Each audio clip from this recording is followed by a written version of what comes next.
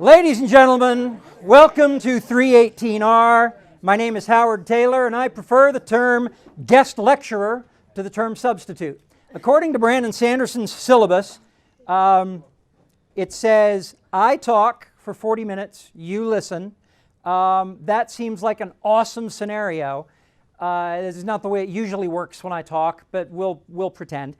And then for about some block of time until about 6:20, there's Q&A.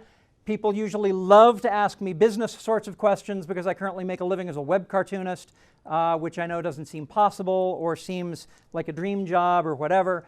I'm happy to field any sorts of questions during the Q&A period. I have actually set a timer so that I will stop in time for us to have a Q&A. And then supposedly there's a break, and then I think you break up into your writing groups and you discuss what's going on, and I will be sitting in with writing group number 3. Yes, I actually read your stuff. I'm here to talk about humor, and yeah, because it's the driest thing in the world when somebody starts lecturing you about what's funny and what's not funny. But I want to lead with the fact, and I say fact because it is a demonstrable, provable fact, that anything that can be done can be taught and can be learned.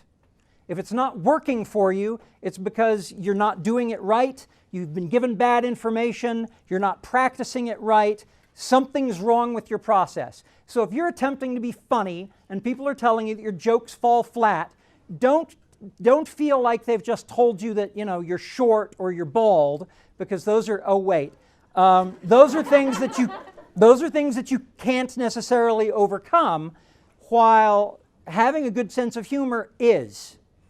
If you want to be a good writer, well, you're here. You're learning to write. You want to learn to tell jokes in your writing, you're here, and I am here to help you do that. The first principle I want to lay down for you is the principle of the subverted expectation.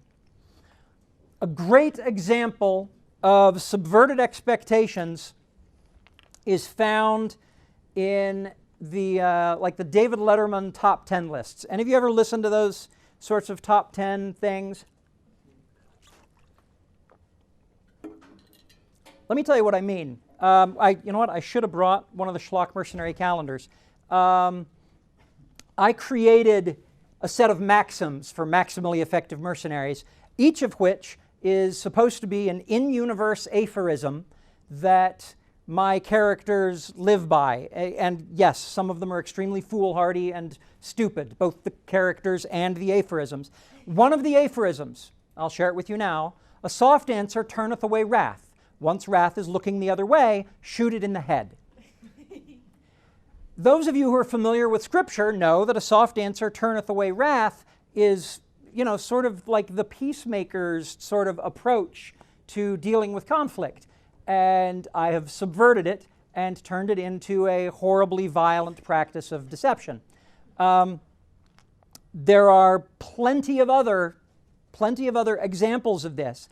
But the way this works is that you take your listener, you take your reader down a path, and they think they know where that path ends, and they are wrong, because you're going someplace else. Now, there's a couple of ways that we can respond to that. If you are writing horror, you're going to do the same thing. You're going to subvert our expectations, and you may actually subvert the subversion of our expectations. Have you ever been in a movie and you realize, oh, this music, this scene, this is where the cat jumps out, and instead of the cat jumping out, somebody falls through the floor to their death. And you realize, I was surprised, I was horrified. Same principle between humor and horror, and this should tell you something, because both humor and horror seek to do something that probably the most difficult thing to do in fiction, and that is elicit a physiological response from the consumer. I don't just want you to read, I want you to laugh. That's difficult. I'm trying to make your body do a thing without me touching you or letting you smell anything, or even, if I'm not using pictures, even let you see anything. I'm trying to get you to tell yourself a story that is so funny that you will actually have a physiological response. And horror works the same way. We're trying to make you, trying to get your hackles up, trying to raise your heart rate. There are other genres that deal in physiological responses, and we're not allowed to teach them at BYU. What was that joke I just told? Was that a dirty joke? Didn't have to be. Didn't have to be. But every one of you who laughed probably told yourselves a dirty joke. Okay? No, you did. You did. And that is one of the humorist's best stock in trade. That is the ability for me to lay out a scenario so that you will tell yourself a joke that's funnier than the one I can tell you. And I'm going to go ahead and share a story that I shared in front of Brandon's class back in 08 or 09. I was at Life, the Universe, and Everything back when it was still here on campus, when BYU still had a love for us. And a student asked me, you know, I'm speaking as her now because this is going to be on camera and it'll sound really weird. I'm a girl and I've got nothing but sisters. How do I write believable men? What do I need to do to write believable men? And I responded, as a professional humorist, I just need to discard my first 6 responses. And we're at BYU, so I'm going to go ahead and discard another 5. So, you know what? Just try and write it and let your readers know if it works. And she was writing down everything that I said, very focused, did not bother telling herself any of the dirty jokes that I was giving her permission to tell herself now. When I shared that with Brandon's class, there was quite a bit of nervous laughter. And none of you did it because you saw it coming because I telegraphed it with the earlier joke. There's quite a bit of nervous laughter as all these students realized, did he just tell a dirty joke? I might need to, no, I can't report this because he didn't actually say anything. Okay? But I promise you, there is a list of words that I have right now, and if I said any one of those words, and they are all very natural sorts of ordinary words, which in any other context would not get me in trouble. But if I say those words in here right now in this context, one of you will report me and Brandon will get in trouble and I won't get my money. So I'm not going to use those words. The reason this works is that I have established a context. I have set up some expectations, and now the jokes, the humor, is lying out there in a dozen different places where I could go to get it. Have any of you ever read Lois McMaster Bujold? Okay, not a lot. Military sci-fi, and by not a lot I mean one. How many of you just aren't going to raise your hand when I ask questions? Okay, no, that's good. That's actually very helpful. I now have I've set a response threshold for the class. How many of you love the opportunity to raise your hand when you know what's going on? Okay. How many of you don't know what was going on right there? All right. Lois McMaster Bujold, military fiction, one of her characters says, don't plan a single path for victory. Plan so that all paths lead to victory. With regard to humor, I think of that as set up the joke, but don't set up just one joke. Set it up so that you can tell lots of jokes. Now, when Brandon writes humor, he writes character humor. If you've read his books, he does not write comedy especially effectively. And I've told this to his face, and now I'm telling it to the internet. The Alcatraz books use a lot of humor, and the character humor is the most effective. The slapstick humor, the situation comedy humor falls kind of flat for me. It's not something that I love, and I don't think it's something that Brandon loves. Brandon loves character humor. Good example of character humor from Larry Niven's work, and this was, I guess this is in Ringworld. Show of hands, how many of you read Ringworld? Okay, this one's actually like one of the classics that if you want to write genre fiction, you might want to consider picking up. Brilliant world building. We have a race of characters called the Puppeteers. Two-headed critters who are abject cowards and vegetarians. We have a race called the Kzinti, which are giant felinoid, 8-foot tall, looks like a tiger with little umbrellas for ears. And we've got a human, and they're all on the spaceship. And the tiger and the puppeteer, the Kzinti and the puppeteer, are talking with each other about the human sense of humor. And the Kzinti says, my people have experimented on a lot of humans, and we believe that the human sense of humor is an interrupted defense mechanism. And the puppeteer says, what sane creature would ever interrupt a defense mechanism? Okay, one of you laughed, thank you. I loved that joke because it points up the character of the inherently cowardly alien. Humor, if humor is an interrupted defense mechanism, then it is by definition insane. Why would anybody do that? Well, what we get from this example is, one, you build character humor by building characters.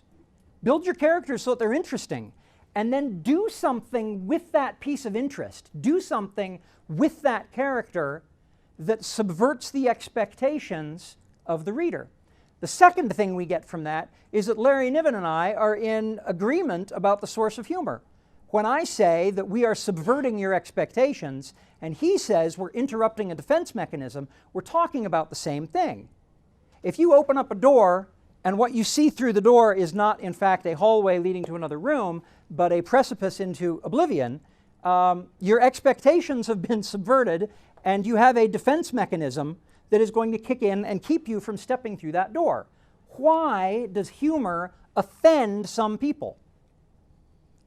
Because they don't want that. Sorry, it was a rhetorical question that I was going to answer myself, but thank you for being involved.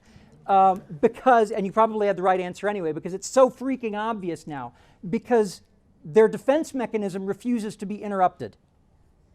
They don't think it's funny. They don't want to think it's funny. I'm going to give you a great example of one of the best jokes I've ever told, and about half the time it killed, and you familiar with the term kill in a humor context? Kill means everybody's laughing. Dying means it's, oh, I'm dying up here, nobody's laughing. So comedians, they talk about humor as life or death. It's awesome. Well, no. Your death or my death, which isn't really life or death. Somebody's going to die. 9/11. I'm working in the Novell office building, and airplanes have just crashed into the World Trade Center. And we are all watching CNN, well, trying to watch CNN. The internet is clogged. We have no news, we have no information, but we are all at work.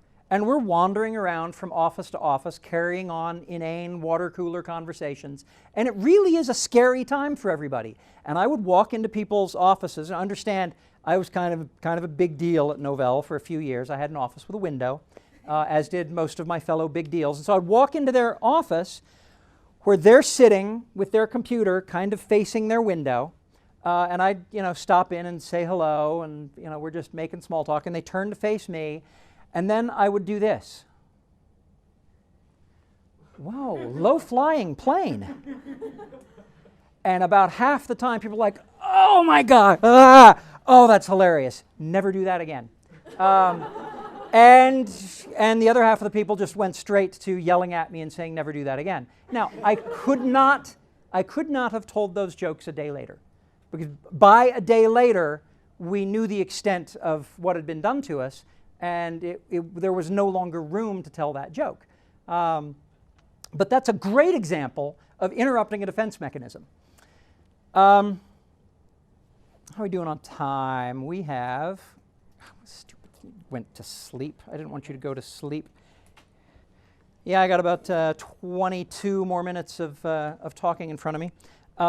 Scott Adams, who writes and illustrates the Dilbert comic, has talked about humor as being a list of elements, almost like a checklist.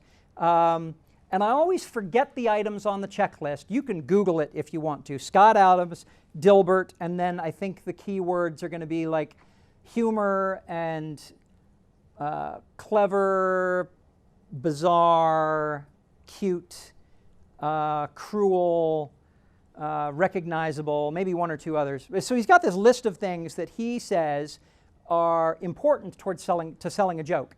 And he says that the joke is better the more of these you can hit.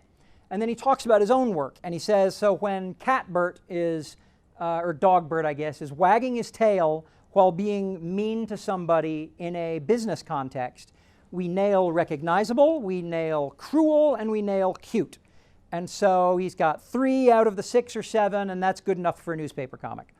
And then he talks about Bill Watterson's work, and he says, when Hobbes has shoved Calvin into a wagon, and the two of them are hurtling down the hill, expositing about the meaning of life in a way that's really surprisingly deep, we nail clever and bizarre just out of Calvin's mouth in the word go. We get cruel and cute from Hobbes. We get recognizable from the wagon and the wood scene, and I think we get 1 or 2 others. And Adam's point is that Bill Watterson was a genius because when he built these jokes, he built them so that, you know, there wasn't just one path to victory, there were 6 paths to victory, and he's taking all of them. He's going to go to every one of those places and exploit this as effectively as he can.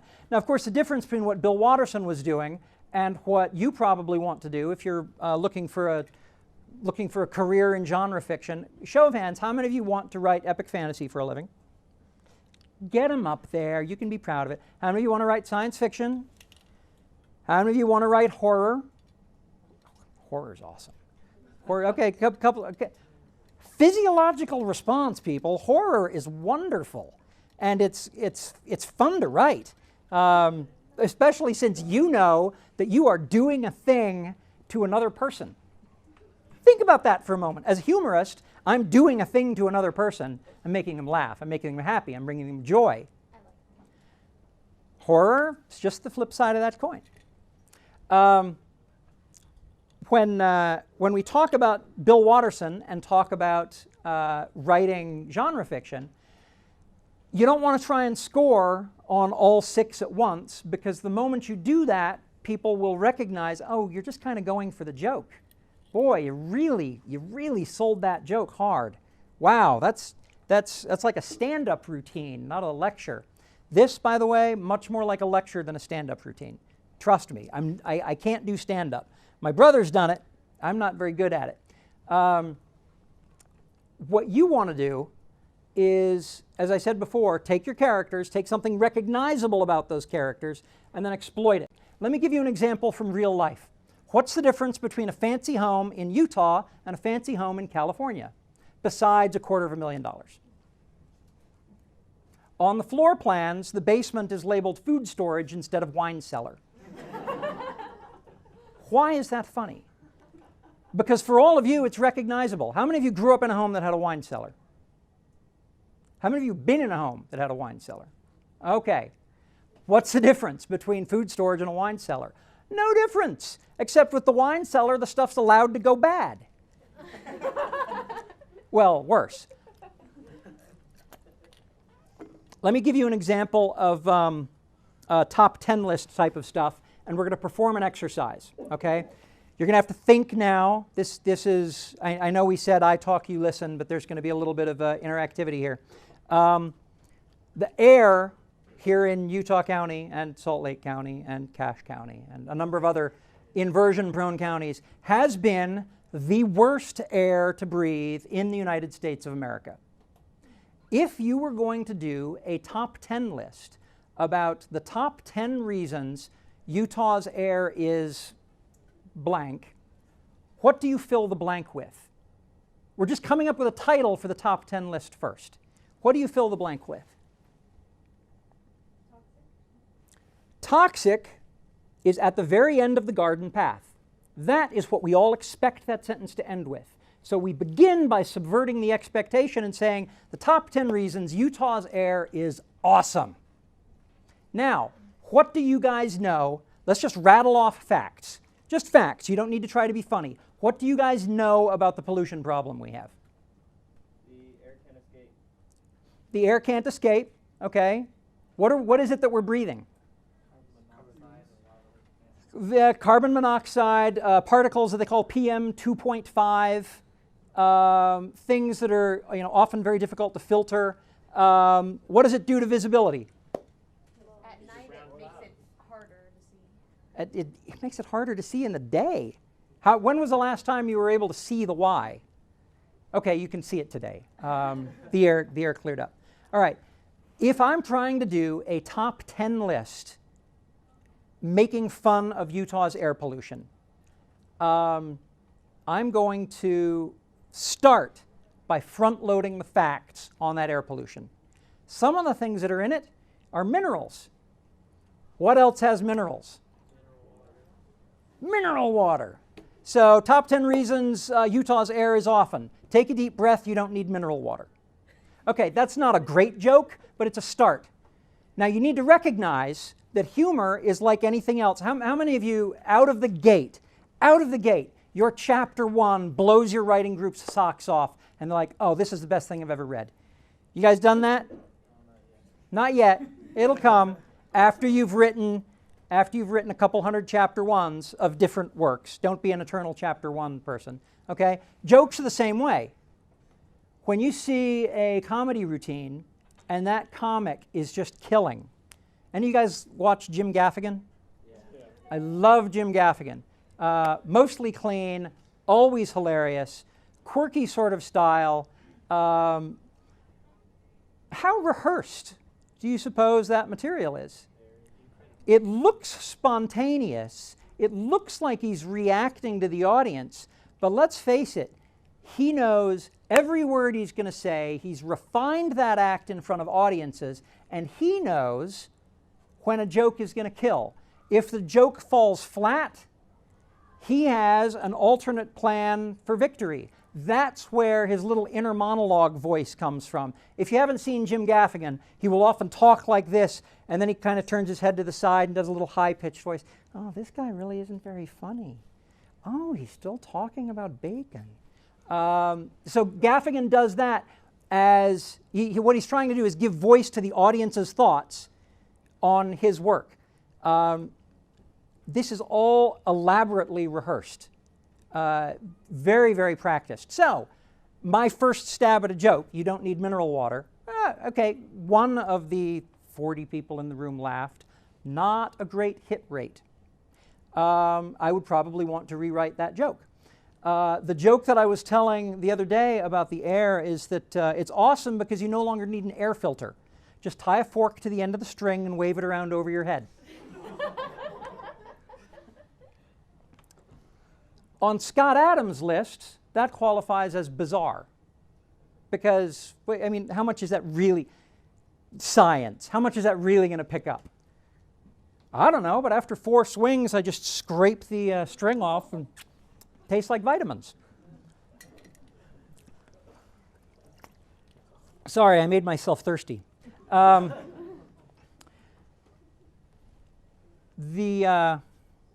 Scott Adams list, I don't find it particularly useful for creating a joke.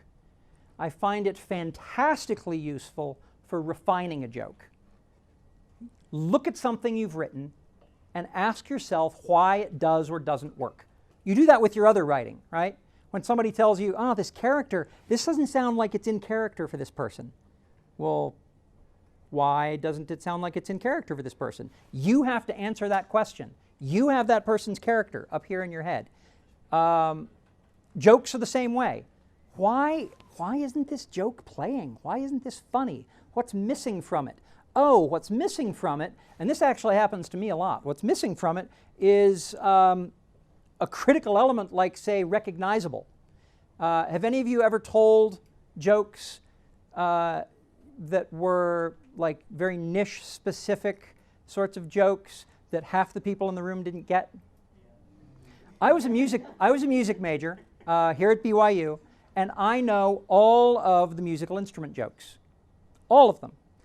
And I can make up new ones at the drop of a hat because I know which ones work and which ones don't. What's the difference between a clarinet and an onion?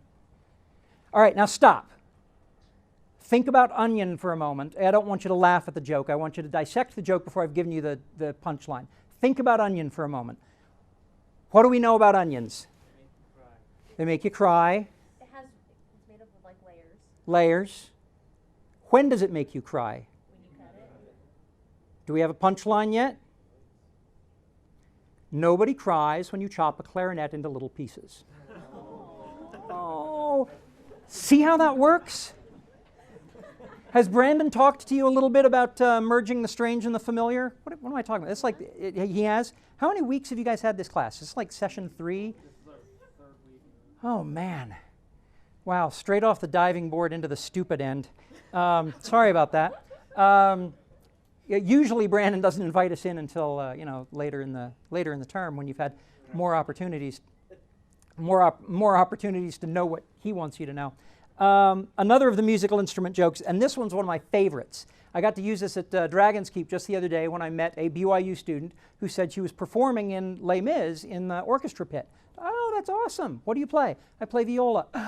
I love the viola. Did you know that violas and violins are actually exactly the same size? She goes, no, they're not. Violas are bigger.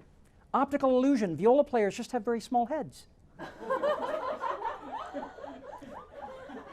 Yes, I'm a jerk. Okay? Now, that joke, and several of the others I've told, the clarinet joke included, leverages a principle, and I've really only given you 2 or 3 things that are probably useful for notes. This is one of them. 2 words, comic drop. The comic drop is a point at which somebody's status changes. That sounds very boring and very unfunny. During an episode of Writing Excuses, I gave an example of comic drop when Jim Hines, author of the Goblin novels, Brandon and I were interviewing at a convention, Brandon was talking about, we were going to talk about humor because Jim Hines writes really good humor into his books. And Brandon introduced him and really talked him up and says, the amazing Jim Hines. And I said, men want to be him and women want to be with those men. And Jim gasped and we all laughed. And then Brandon said, wait, why was that funny? How did that work? You just made that up. Well, no, I didn't just make that up. It's an actually fairly common subversion. Men wants to be him and women wants to be with him. It's the sort of thing professional wrestlers say. It's stupid smack talk. But it still subverts. And the principle behind it was comic drop. You were talking Jim up, and I was talking Jim up, and then I actually lowered his status. Why do we find that funny? Because we are all horrible human beings. And this is something that you need to be careful of. It's something that I myself need to be careful of. If you leverage comic drop too often in the same places, you're not being funny, you're just being spiteful. And we've seen comedians do this when they talk about a group or a politician or something, and we have one too many comic drops and we realize we just crossed the line from funny to mean-spirited. When did that happen? I don't know. But you need to know that that's there. Great example of humor as a political indicator. Penn and Teller were doing a show back in 2008, and after the show, Penn, who is the one who talks, Teller, whose name would seem to indicate that he talks, doesn't.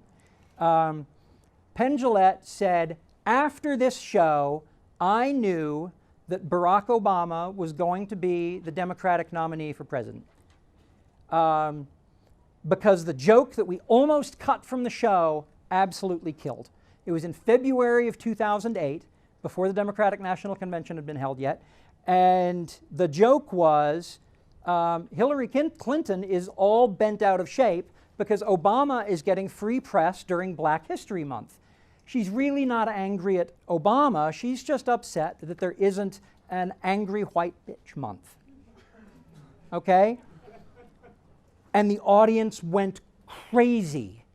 The audience, they cheered, the joke got a standing ovation, and Penn realized, oh, that thing that I was sort of thinking might be true totally touched a nerve out there with all those people. They responded to it so strongly that I now know which way the Democratic Party is going to vote. And he turned out to be right. Hilarious joke. maybe a little ribald for this class, which is why I lowered my voice during the dirty part. Let me check my clock one more time. All right, we got about 9 minutes left on the lecture, and I'm making good time through my material. We've talked about comic drop. We've talked about subverting expectations. We've talked about having a checklist.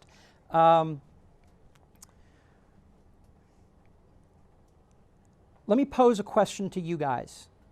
What sort of things do you laugh at? The pain of others. Slapstick. Okay, so no, let's show of hands. How many of you have laughed at slapstick before? Find slapstick funny. Okay, Three Stooges, funny or not funny? Sometimes. Okay, every time somebody gets, hit, whatever, every time that happens, we're experiencing a bit of comic drop. These guys' statuses are continually in flux. It's fascinating to watch that happen. What other humor do you like? So we've identified slapstick. Kevin? Irony. Irony. I hear that word a lot. What do you mean by irony? It's basically where we have some expectation of something and then it turns out to be something other than what we would expect. So the subverted expectation, only it's so strongly subverted that that we would call it ironic. Is that? You know what? I had to drop the word ironic out of my vocabulary because half the people in the world use it wrong, and I just decided if I don't use it at all, I don't have to worry about it. What else? Yes? Truth as humor. It's funny because it's true. Okay. That taps into recognizable. When something is, when I fold my arms like this, does it pull on the cord and make horrible noises, Scott? Awesome. When I do this, I bet it does. Just wanted to leave a good impression for those of you watching out in video land. I was a former audio engineer. Was a former audio engineer, still am a former audio engineer, was actually an audio engineer. Comic drop. I lowered my own status. I'm here in front of you lecturing, and I blew the grammar. Absolutely blew it. Just awful grammar. Talk. Or bothered by it. I find hilarious. I'm an English major. Bothered by bad grammar? Yeah. Well, interrupted defense mechanism. What is the most sacred, special, wonderful thing about the human animal? Okay, you probably have your own thoughts on this, but the right answer is communication. Of all the things of all the animal creatures out there, the vast majority of what we do can be imitated by them, including some tool making and a little bit of speech, but the level of communication that we have one with another. You know why we hate puns so much? You know why we laugh at puns so much? I mean, because you got to be in one camp or the other. Because it breaks the communication. When communication breaks down, wars start. Horrible things happen. Have you ever seen the Monty Python sketch with the Belgian dictionary? Okay. It's probably out there on YouTube on the Monty Python channel. Somebody has come up with a Belgian dictionary that is for Belgian travelers to England or something, and all of the phrases have been horribly mistranslated to get these poor Belgian people in trouble. The sketch is funny because we look at it, and as English speakers who travel abroad, we frequently find ourselves relying on phrase books. I say frequently. I'm pretending that it's still 1972. I was 4. I don't know how old you were. How old you weren't. We depend on phrase books, and the thought that something like that could be tainted and designed to get us into trouble is horrifying. And so you can either be angry or you can laugh. Any of you ever read any Shel Silverstein? Yes.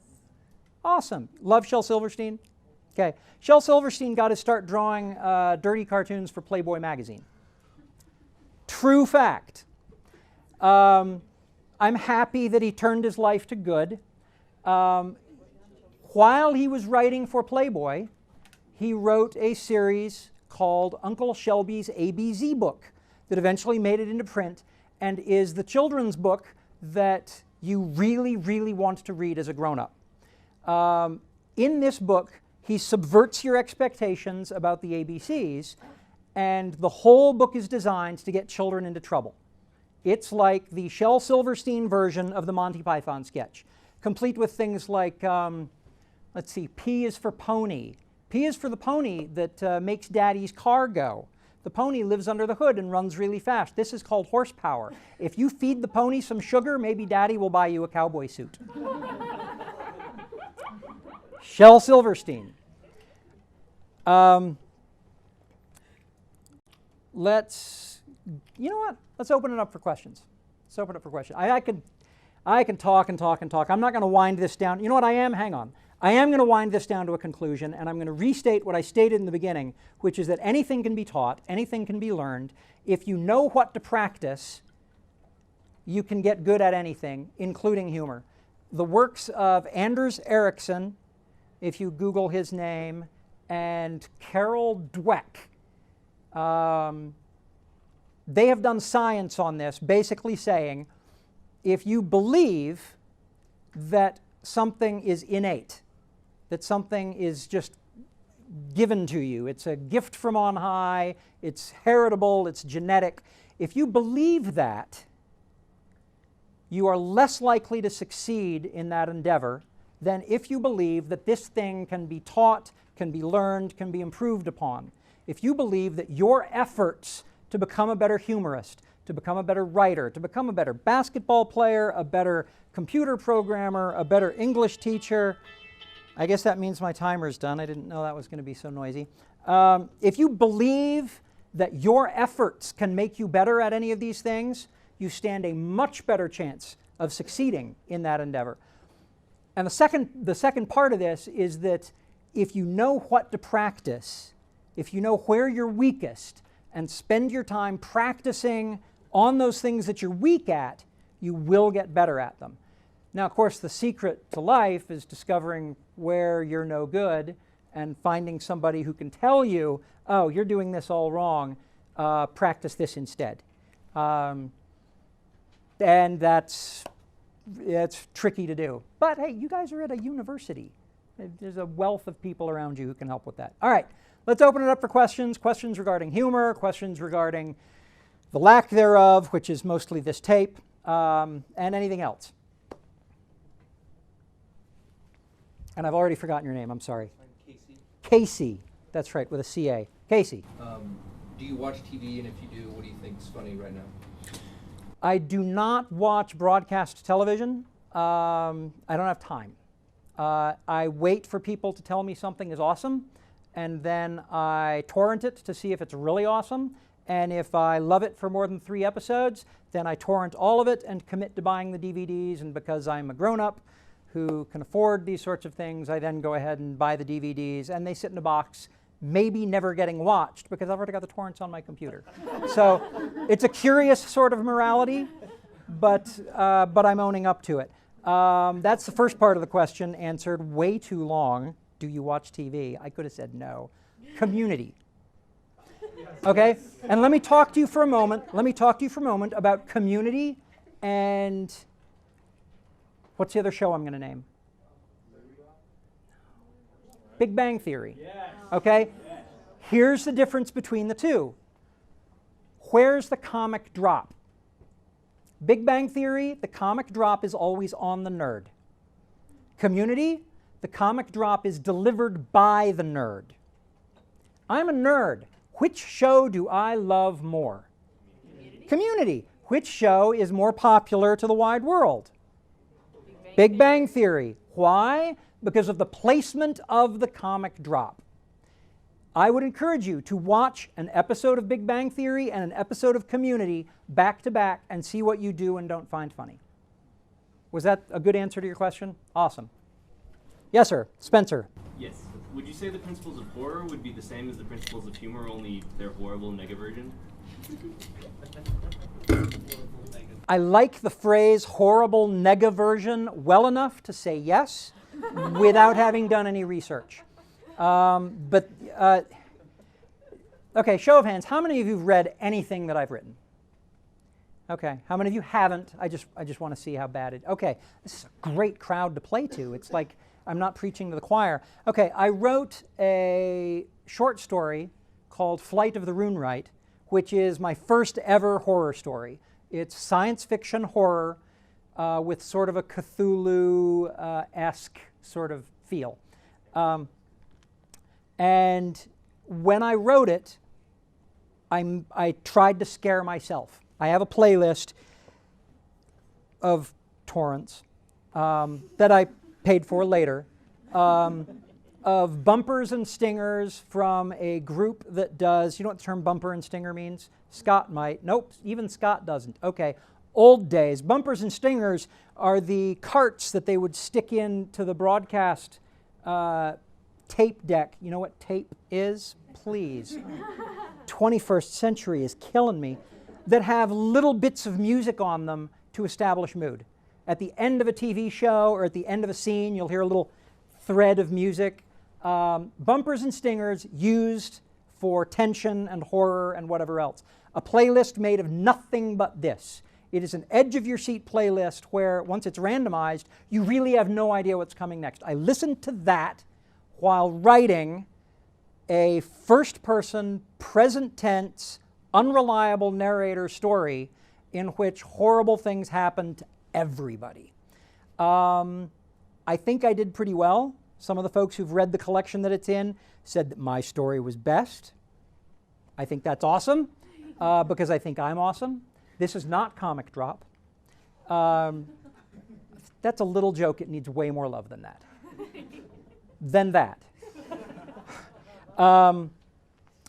I suspect that my success at it was, horrible negaversion. But the other success was running it through a writing group and having Bob Defendi say, wow, this is kind of happy. What do you mean it's kind of happy? Well, I know you want it to be scary, but his tone of voice is very humorous. Well, there's got to be some humor in there because I like writing humor. I want clever dialogue. I want there to be, some character quirks that are funny. He said, well, that's fine. Just don't use the character quirks and the funny to break the tension. Oh, I learned a thing in my writing group. And so I went back and did some rewriting and moved the jokes and moved the tension. And now the jokes don't break the tension. The jokes set you up for a bigger fall at the end. Long answer, short question. Next. Calvin and Hobbes, example, you said that was good, it was a joke, but you also said that in a novel, if you piling on too many of those, it gets to be too over the top. So what are the principles of not making it go over the top in a novel?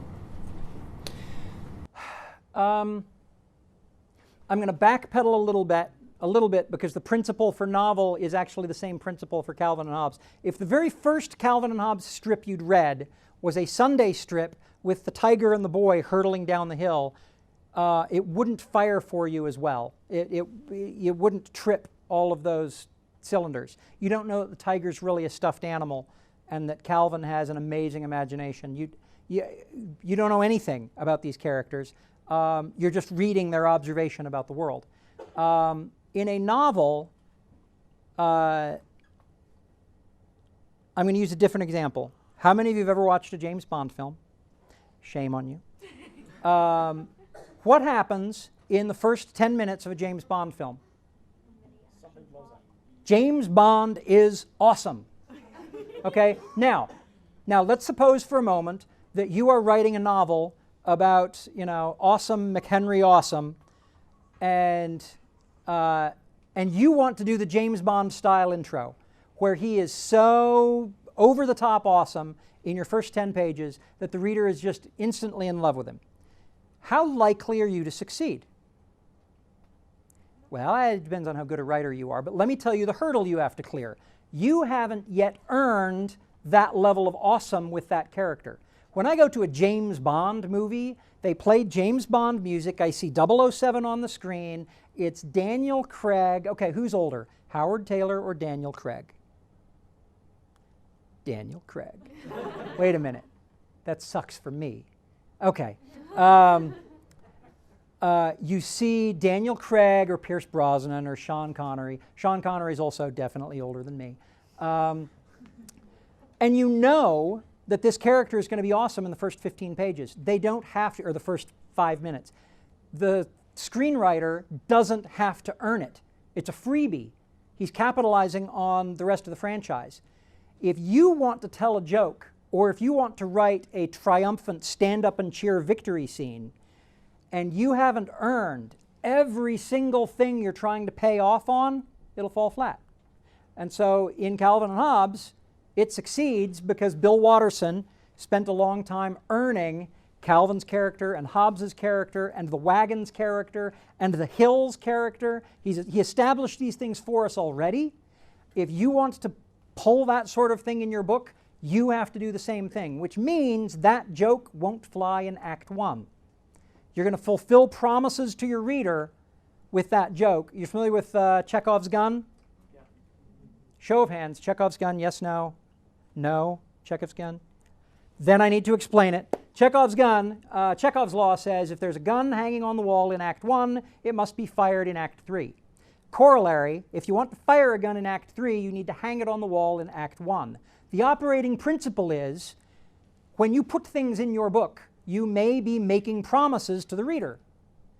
If you write something that feels to you like the fulfillment of a promise, but you haven't actually made the promise in Act 1 or Chapter 10 or whatever, then we will look at that and we will say, oh, that doesn't make any sense. That falls flat for me. So Scott, coming back around to your question, if you want to write something that pays off in 7 different ways, you can do it, but you are going to have to set up 7 different promises to the reader throughout that book and then pay them all off at once. If you guys have read, how many of you read Brandon Sanderson's stuff?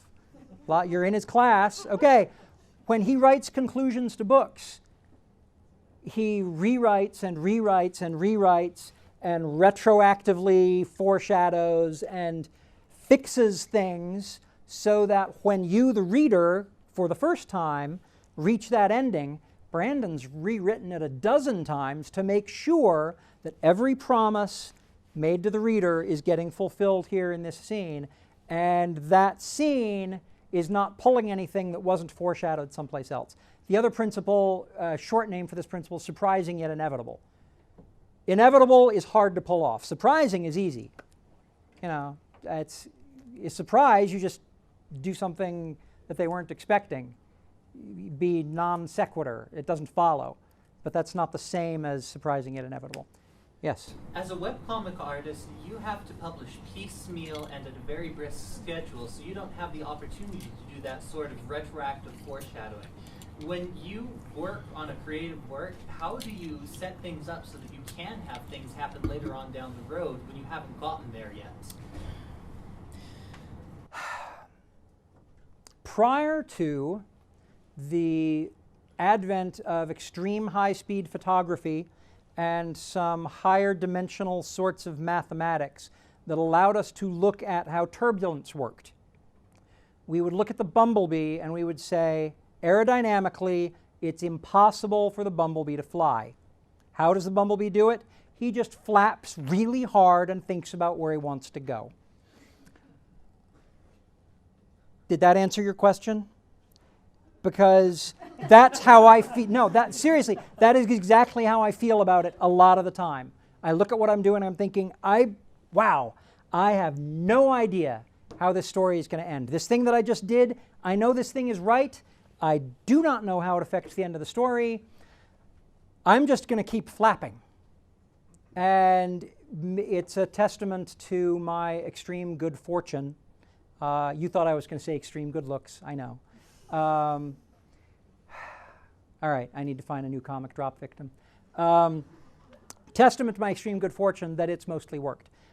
I can look back at all of my stories and I can find places where I made promises to the reader that weren't fulfilled, or where I did things that I didn't feel were adequately foreshadowed. I've gotten better at not having those things happen. The important part of my process, the big ground-shaking part of my process is that once I hit the end of Act 2, I take everything that I've written, everything that's gonna air on the web, and I sit down with my writers group and I say, go through this stuff and identify the promises you feel I've made to you. Don't tell me how you expect me to fulfill the promise unless you really want to help me write the ending, which is okay because I trust these guys. But tell me what promises I've made to you. And they will call out things, and I'll realize, oh my gosh, wow, that totally is a running gag. I need to take that and I need to work that into the ending. And I can't think of great examples of that right now, but that Act 2 writers group session, I generate a clipboard full of character names and the promises made to the reader, the things that need to happen, that those characters need to do, or the events that need to happen in order to fulfill those promises. And then I set about writing it and often screw half of it up. And sometimes I think of something better. Orson Scott Card's principle for writing endings is, discard the first 5 endings you write, and then you've probably got something that the reader won't guess at. I don't know how many endings I go through before I find something that the reader hasn't guessed at. But the principle holds true. As I am writing the weekly installments, the daily installments, I always have an eye towards the ending, thinking, what does this imply? What promises am I making? It's great fun. It's great fun. It's exhilarating writing because the things that I write and the things that I illustrate appear online, typically within a month of me creating them. I try not to do the thing that everybody would expect me to do, which is to read the comments on the forums and figure out what they think the promises are, because most of those people are reading TV tropes and they're just off in the weeds, and I don't want to write what they're trying to write. So, Scott, you had another question. So like this comedic foreshadowing, like I'm pretty murky on like what that actually looks like because I've never looked for like plot foreshadowing. Like I feel like I kind of understand. Like, could recognize. How much comedy have you read? Have you read Terry Pratchett? No. Okay, then you have homework to do. Read Terry Pratchett. No, and this applies to all of you. This applies to all of you. Read something by Terry Pratchett. You don't have to do it this year or this week. Don't look at me like I just gave you homework. I did, but it's not due. I'm not going to grade it. Read Terry Pratchett, and when you laugh, ask yourself why. And ask yourself what pieces had to be there in order for you to laugh. How many of you have watched Community? Show of hands. Okay, so there's a reasonable number of you who've seen Community, and I'm trying to think of a moment in Community that's just a great payoff where things had to be set in motion. And there are so many, and I'm lost. The paintball episodes are hilarious. I love the paintball episode. And there's the moment where Abed sticks out his hand and says, "Come with me if you don't want to get paint on your clothes," which is, a stolen movie line, "Come with me if you want to live."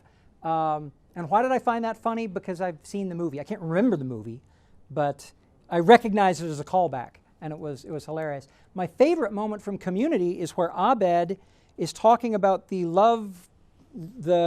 romantic relationship between Jeff and Britta. In season 1, I think it's like episode 4 or episode 5, where Jeff and Britta come in arguing, and they say, "Oh yeah, lovers spat. We're not lovers." And Abed explains, and they weren't lovers yet. They are by the end of the season, sort of. Abed explains the principle of dramatic romantic tension through the course of a TV series in about a minute and a half. And he says, so, Jeff and Britta are like so-and-so and so-and-so from Honeymooners, or Honeymooning. Which was the one with Bruce Willis and what's her name? Moonlighting. Thank you. Sorry, I'm absolutely illiterate.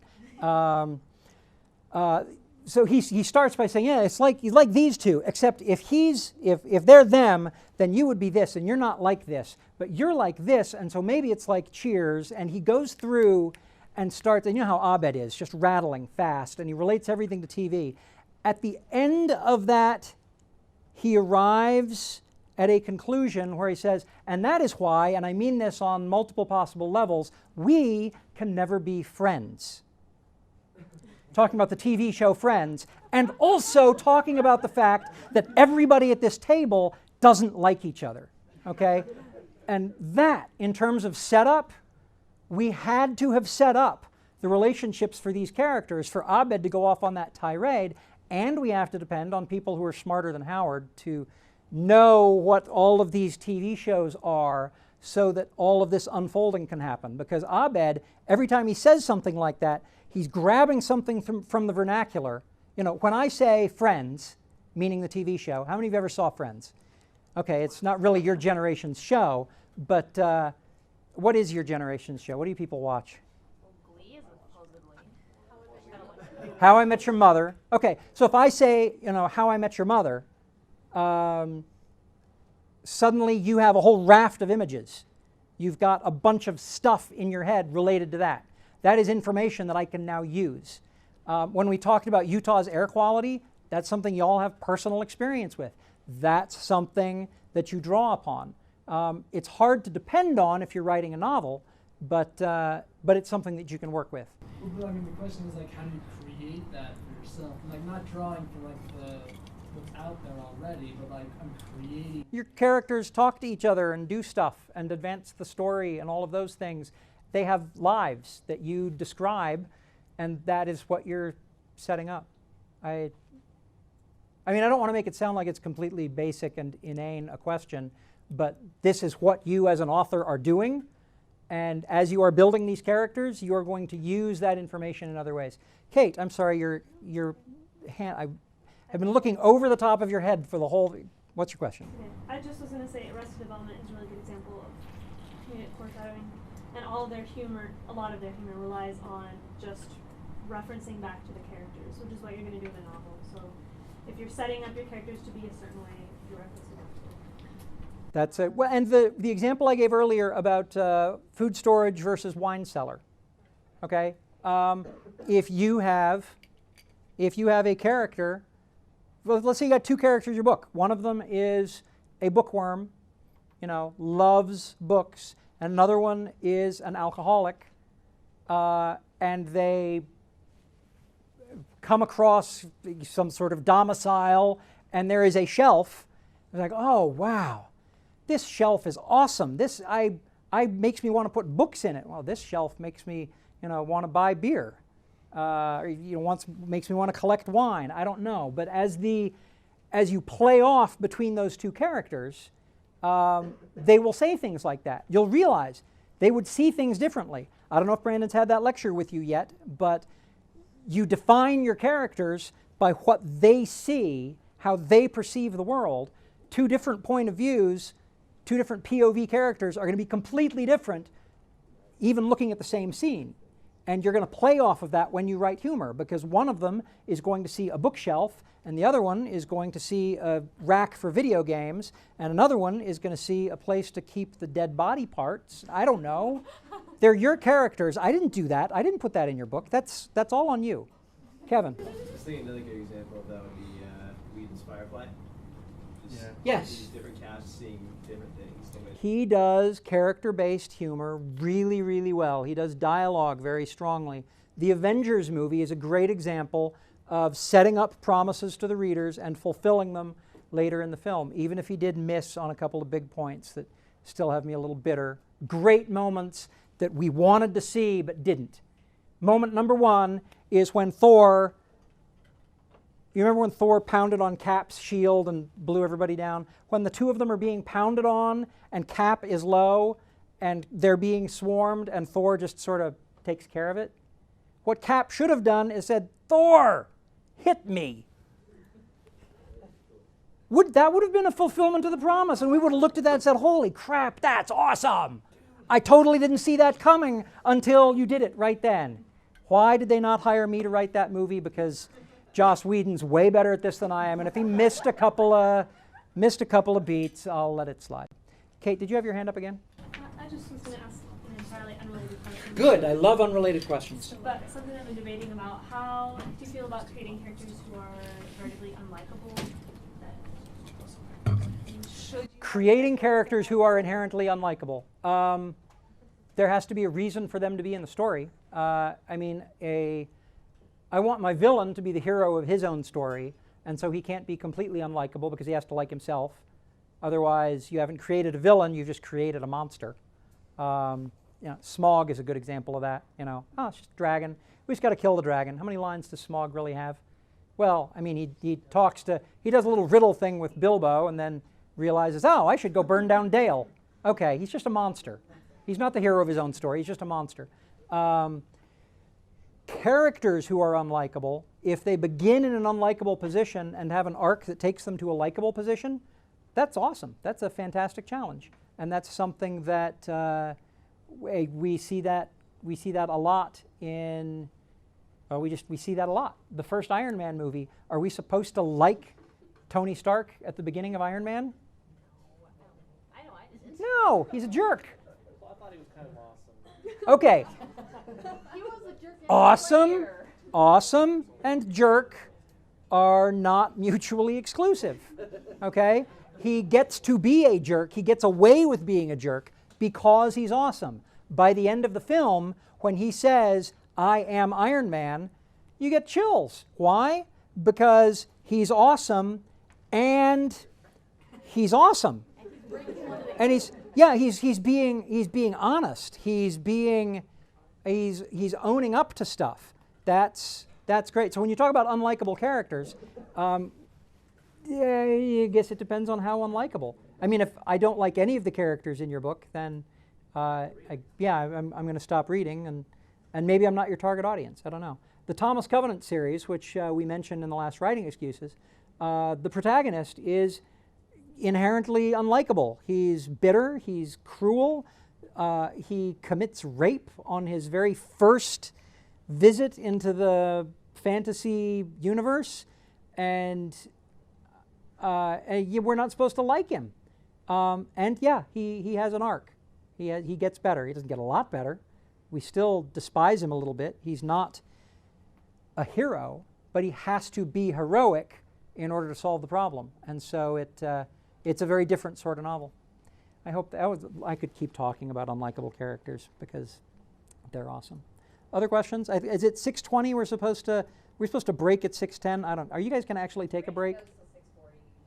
He lectures until 6:40. When do you guys need to start with your reading groups, your critique groups? When I'm done. How much time does it take you? Because 7:40 is when they kick you out of the room. We have to go till 6:40, and then we have till 7:40 in writing groups. All right. Then we'll just keep the Q&A going as long as there's good questions. And once the questions start sucking, What do you think about comic drop. What do you think about characters that are maybe obviously just in there for humor, that's flat and not dynamic at all? Don't use them. What do you think about characters who are only there to provide sex? Characters who are only there to provide action? Characters who are only there to provide a political statement? They shouldn't be in your book. Okay? Everything you spend words on should be something that has more than one purpose. The humorous character should have some sort of an arc, should help the plot move forward, should help us define the other characters. All of these things have to be there. Otherwise, people will tell you your writing is two-dimensional and they're cardboard cutout characters, and why is this person even in the book? What about R2-D2 and C-3PO?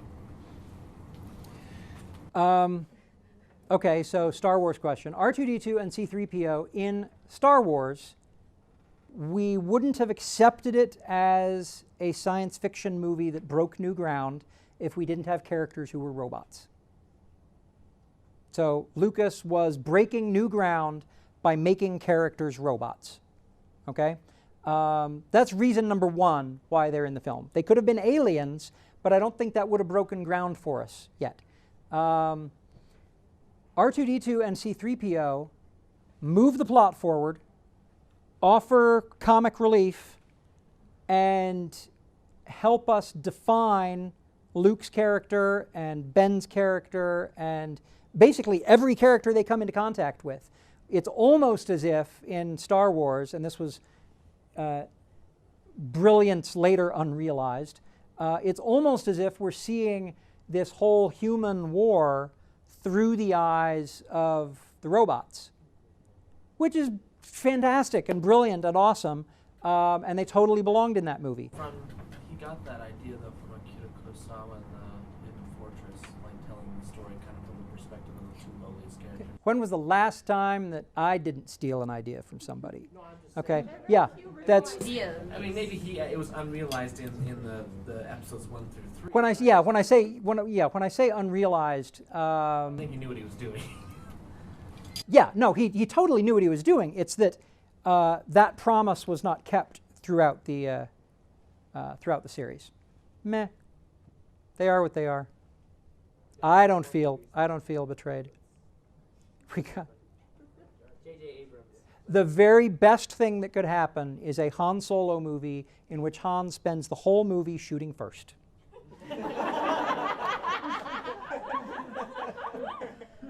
That I would. Yeah, I think everyone loves I am in that chair with an extra large popcorn. Other questions? Yes, sir. Given that you kind of broke down and exposed a lot of the architecture for comedy or humor, is that going to make us write funnier, or is there an application method that you know? Okay, I can understand it. Maybe I can even break down what's funny. Is there a genesis kind of method of applying that now and saying, okay, now I'm gonna, other than trying to directly say, now I have to come up with the comic drop. That's a great question. I never start with today's punchline is going to be comic drop, and I'm going to fire on cute and recognizable, and we'll use subversion, but we'll use subversion in panel 1. No, that's not how I do it, ever. How I do it is I start having the characters write, I start writing character dialogue and imagining the pictures in my head and laying it out and thinking about where the plot's trying to go. And often I will get to the 4th panel and realize, that isn't funny. There's no room there for a joke. Someone could say something to change our perception of the line of dialogue that was delivered previously, but that's not a funny enough joke for this panel. How important is the plot exposition here? Can I come at this from a different angle? Should these even be the characters who are on screen? Roughly 1 strip out of 3 that I write, I will start with a group of characters and realize you guys don't have a joke to tell, and I can unfold the plot better with somebody else. And so I chuck that and I start writing with somebody else. Now understand, the first law of the Schlock Mercenary universe is that there must be a punchline. And I am writing funny often in ways that is slapstick funny or sitcom funny, not just character funny. I depend on character funny a lot, but there has to be a joke. I can't end with a panel that's, just tune in tomorrow to see another picture of the spaceship. Although heaven knows I want to. And so my advice to you in terms of Genesis, write the dialogue. Give yourself a goal. Give yourself a goal. By the end of this page, something funny will have happened. The end of this physical page, and start writing dialogue. And you get to the bottom of the page, you realize nothing funny has happened. Well, why not? Well, because I never executed on any of these straight lines. Well, because I'm just doing exposition and there's nothing funny in the exposition. And sometimes, as you ask yourself that question, you'll say, oh, wait a minute, there is something funny about the exposition. If I tell this in this way, then suddenly that anecdote from that character or that description from the narrator becomes funny. I would caution you, if the narrator is telling your jokes, you are writing comedy. If the characters are saying funny things from time to time, or are in situations that are funny from time to time, then you're just writing something that has humor in it. But if the narrator tells the jokes, you're writing comedy. Anybody read The Hitchhiker's Guide to the Galaxy? Okay. One of my favorite examples in Hitchhiker's Guide to the Galaxy. The Vogon starships hung in space the way bricks don't. The narrator told a joke. All right? It's comedy. The narrator told a joke. If Arthur or Ford Prefect had commented on, you know, I can't see how those are flying. There's no jet exhaust. There's no wings. There's no, they fly like bricks don't. That could be a serious novel with a character in it who sometimes says goofy stuff. So I hope that helps. Nance hasn't asked a question yet. Nance. How do you see the role of comedy in a work that you do not intend to be comedic? Maintain. Is there a role necessarily? Yes, absolutely, absolutely. How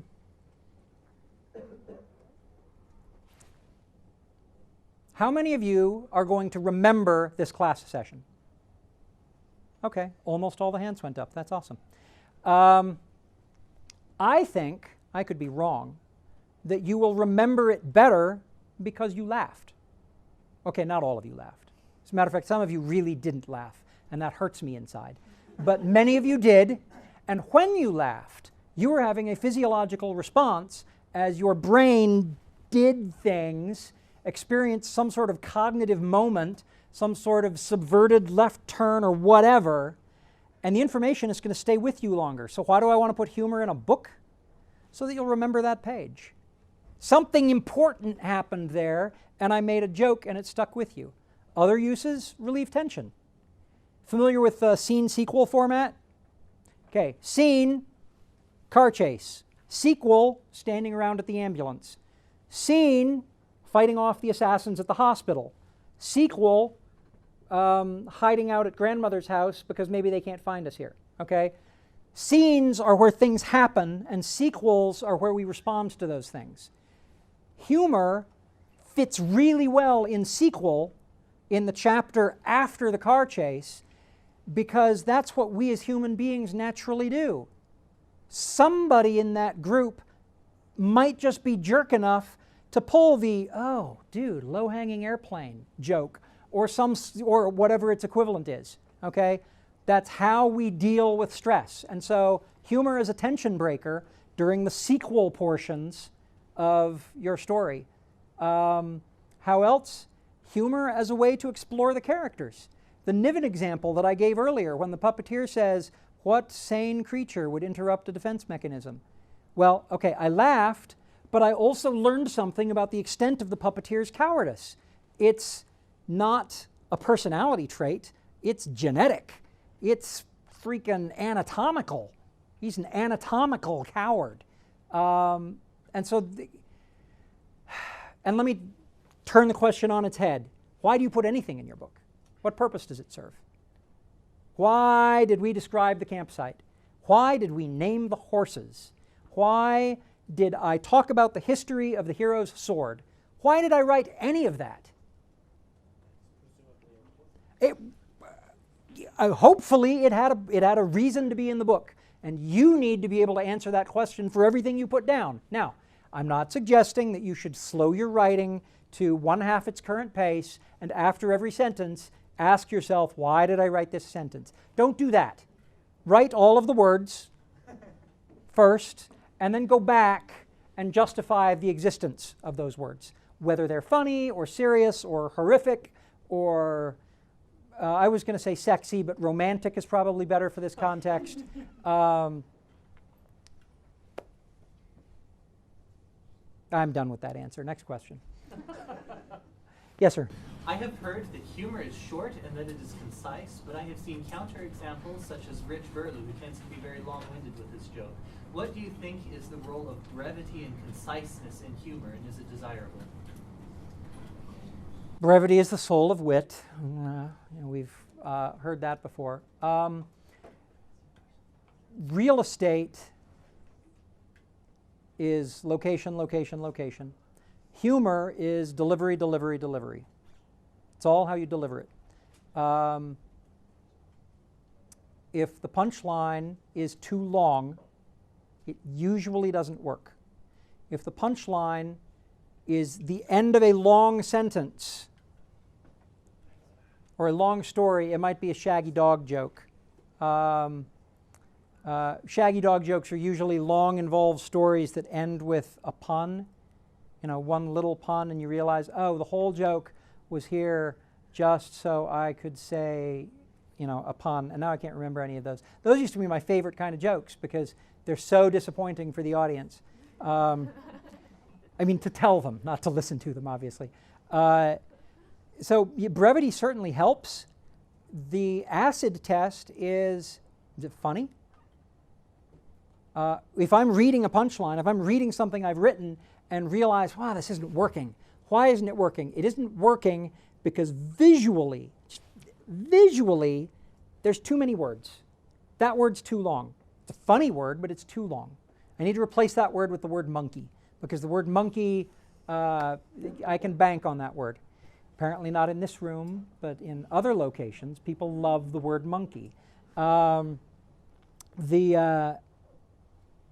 Like any rule, it's made to be broken. Rich Burlew does funny stuff, and sometimes his jokes fall flat for me. That's not to say that it falls flat for everybody. And I guess that's another good rule for humor. Back to that interrupted defense mechanism, you're not going to make everybody laugh. You make a lot of people laugh.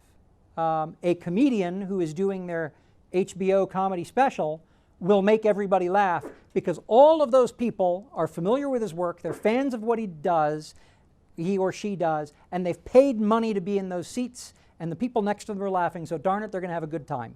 Don't judge your writing, your humor, against a comedy special, because that's never the audience you guys get, unless you're, stand-up comedians who get HBO comedy specials, in which case, congratulations. So.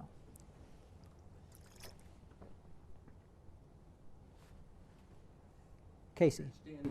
I understand the concept of working at something and the innateness. I understand the concept of working, but I'm not a fan. I'm looking for a way around, so we've got working here, and we've got a goal here, and I'm looking for an opportunity to do this. Go on with your question. I like it already. But I can also see the other side, like it's a sense of humor. Like if you don't have a good taste of food, I don't think, you could, I guess you could go to culinary school, but if you're always going to have a mediocre set. How do you think those two weigh against each other? I do not believe that it is genetic. I don't believe that it is innate. I think that it's something that you can develop. I have never seen compelling evidence otherwise. And I've spent 7 years studying talent versus focused practice, heritability versus acquisition, and I don't see what you're saying. Yes, we've all known a class clown. Why is he funny? Why is the class clown funny? Well, usually he's not. Usually he's just a terrified jerk who desperately wants to be funny and has learned how comic drop works. And people kept laughing, and so the class clown kept refining his comic drop and got to be really good at it because it was something that he needed and it was something that he liked. How many of you would like to be funny? How many of you would like to be fantasy novelists? We already asked this question, okay? If it is something that you would like, if it is something that you enjoy, you are much more likely to pour time and energy and passion into it. If there's something that you enjoy, you're going to practice it. I see what you're saying. There are people who we look at and we say, wow, he is so funny. I could never be that funny. Don't tell yourself that. Never tell yourself that. Never say never. I've said it 3 times in a row. Don't tell yourself you can't do something that you want to be able to do, because 1, you're lying to yourself, and 2, you're establishing a career path. A career path that doesn't include the thing that you want. So, I'm not trying to be a motivational speaker. I'm so sorry. Next question. Kevin. You mentioned about using jokes to break tension. Yes. You also mentioned before that sometimes it actually interrupts the action, interrupts the flow of it. Yes. How do you place that? How do you think the best between good tension breaking method. How many of you are good snow drivers? How many of you have stomped on the brakes around an icy corner? For fun. Okay. In traffic. Same principle. Okay? You are going to discover as you are writing that there are places where breaking the tension, there are places where diverting the reader into a joke will break the story. You'll crash the story of the car. That metaphor is not working really well for me. I want a do-over. It takes practice, like anything else. Like anything else, it takes practice. But now that you know that that exists, now that you know that it's possible to use artifice to alter the tension in your story, when one of your alpha readers says, I think you want this scene to be tense, but it doesn't feel tense enough, they might not know that the problem is the joke. They might not know that the problem is that the scene is too long or the scene is too short. But now that you know that you can affect those things, that's just a tool that will let you go back and safety check it. I hope that was useful. Bad metaphor and all. Okay, next question. Got about 12 minutes before I shut up. Unless all the questions suck. Scott. Saved. Do you have any tips for evaluating your humor? I mean, because a huge part of humor is like the surprise factor, and when you've been looking at this joke, you've been trying to like figure out how to tweak it. It just reaches a point where like you're just, it's dead to you in some sense. Like, how do you get around that? Okay, years and years of practice on my part. I look at my own jokes. I run them past Sandra, my wife, and in fact, she is. She is my alpha reader. She gets to see this before there's any pictures. Because drawing a picture, that takes lots of time. Okay? Remember when I made the joke about, okay, I like the work, but I want to go around the work? The part where you draw the picture and the words and show it to somebody and then find out that it sucks and you have to draw another picture? Okay, I am made of not doing that. And so I will hand Sandra the scripts, and sometimes I will just write down, if the dialogue, I lay it out as comic strip. For you guys, I guess it would be left to right. I lay out dialogue bubbles inside of panels, and I will tell Sandra, this is Paraventura talking to Captain Tagon, and Para starts. Usually I don't even need to say that, because once I've told her who the characters are, she can tell who is saying what. And she will read it, and she will get to the end, and while she's doing this, I, who have been married to this woman since 1993, look at her and watch her face. And I can tell if it's working or if it's not. Luxury that I have and you don't. Develop this in your alpha readers. I'm not suggesting you need to marry them, but learn their reactions. I didn't start writing comics until I was 31, back in 2000, and yeah, we'd been married for 7 years. So I already had a sense of who she was and how these things would read with her, and so I developed that. And so when I look at a joke, I can tell if it's not working for her.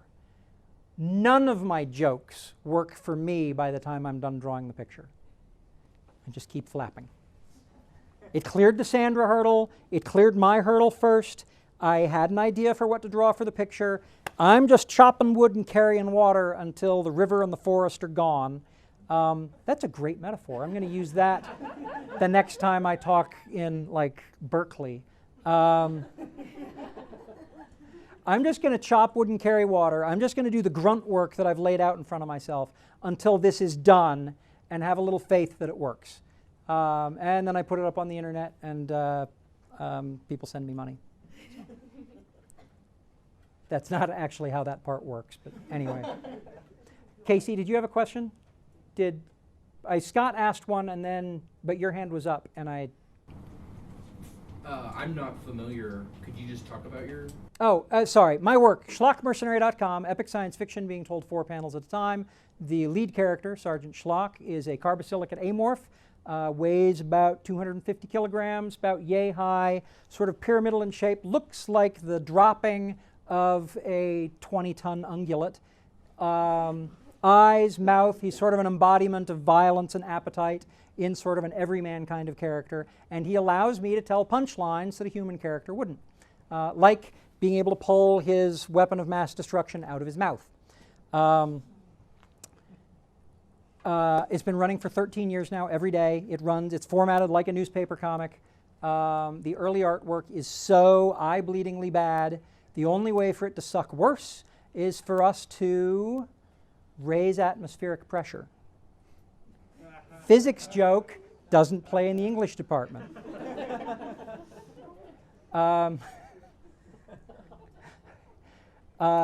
So yeah, that's what I do. You can also listen to me on Writing Excuses at writingexcuses.com. Brandon, Dan, Mary, and I every week, 15 minutes long, because you're in a hurry and we're not that smart. By the way, you know who came up with that tagline? 2 thumbs, this guy. That is one of the best things I've ever done.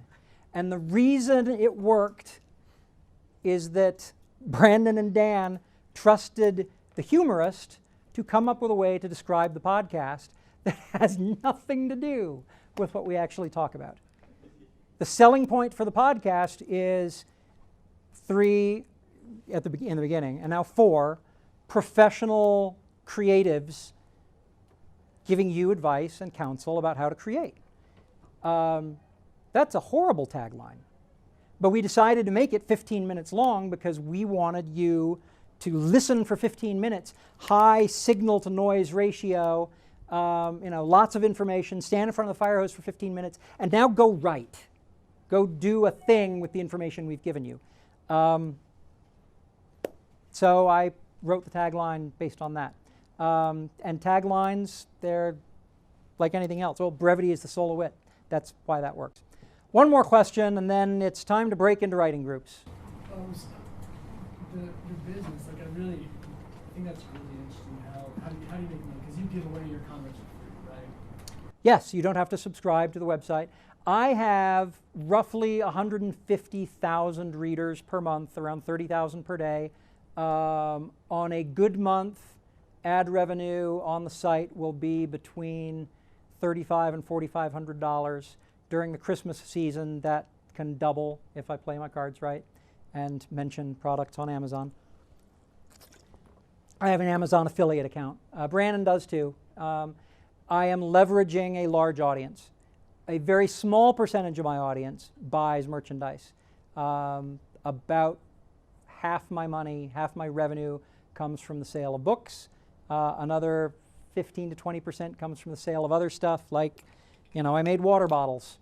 I go shopping all the time, window shopping on the internet for companies who make stuff, and I find out, well, is that a cool thing? No, that's not a cool thing. Why would I want that? Next page. Pens. People don't expect to pay for pens. I'm not going to make pens. Patches. Wait a minute. Patches. I got a lot of fans in the military. How much patches cost? Holy crap. I can make patches for less than 50 cents each. I could sell those for $5. I'm going to print 500 of them. Okay, no, and that is exactly how my brain works. I got 500 patches. I spent, do the math, how much did I spend? $250 plus a setup fee, but you didn't know about that. So it was around $275. Spent $275. Patches paid for themselves in the first week they were online, and I still take them with me to conventions. People say, oh, how much for the patch? $5. Oh, awesome. I'll take 2. 2? Why do you need 2? Well, I got 2 shirts.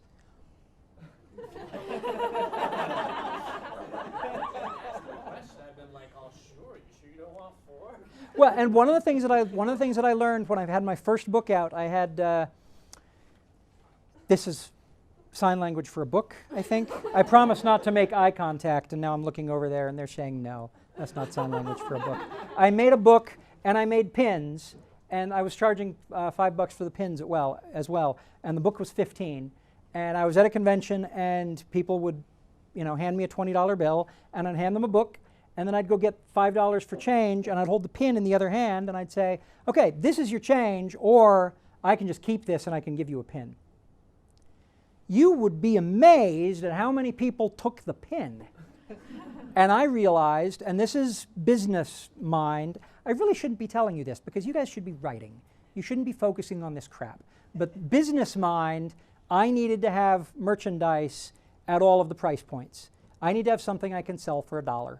I need to have something I can sell for $5. I need to have something I can sell for 10 or 15. I need to have something I can sell for 20. What is the decision point for spending money for the average consumer? The $20 bill. Is it more than a $20 bill? I'm going to have to think about it. I can just trade that straight across for a $20 bill? Sold. Okay, now you're college students. Your price point might be a little different.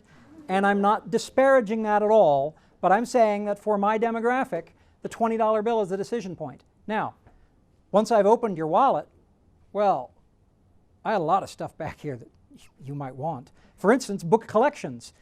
All of these books together would set you back $160. But here at the convention, I've got a bundle and it's just $140. So I'm saving you a $20 bill.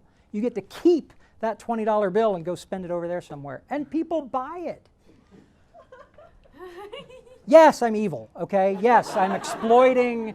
Yeah. The other thing that I do, and this is, I said the smartest thing that I've ever done was coming up with that tagline. That's actually the second smartest. The smartest thing I've ever done, in the back of every Schlock Mercenary book, there is a blank page. And the page says,